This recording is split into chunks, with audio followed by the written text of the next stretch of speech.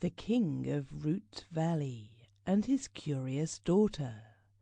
A Fairy Tale by R. Reinick. Chapter the First.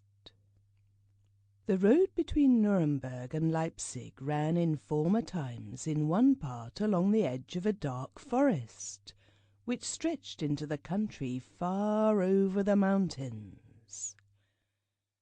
In the middle of this forest the rocks enclose a deep green valley, bordered by almost impenetrable hedges, so that neither man nor beast could enter it. Here dwelt at that time the merry little people of the Root Men. They were pretty little creatures, in form and look like human beings, the tallest about 6 inches high, and the smallest as long as your little finger.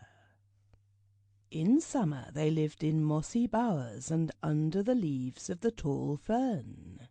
In winter they nestled among the roots of trees, in the holes of some gnarled old trunk, and crept into the clefts in the rocks. Their dress was fine and elegant. The little men wore coats and hose of moss, and the little women dresses of pretty variegated flowers, leaves and gossamer, according as the weather was warm or cold. They never felt the time long, having always plenty of employment. They had to keep their roads in order, gather in their stores, and the like. Their favourite pastimes were climbing and jumping and arranging grand water parties in nutshells upon the brook which ran through their country.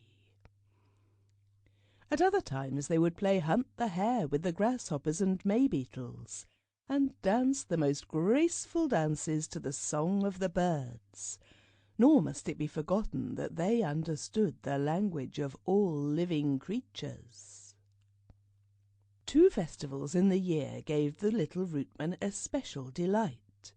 On certain days in spring and autumn there arrived large troops of merry guests, who were hospitably welcomed and entertained, and who in return used to tell the inquisitive little people what was passing in the world without. These guests were no other than the thousands and thousands of birds of passage, who in spring come from the south, and in autumn from the north. The storks told their village stories, the swallows twittered their fairy tales, and the nightingales brought with them new and beautiful songs. Sample complete. Ready to continue?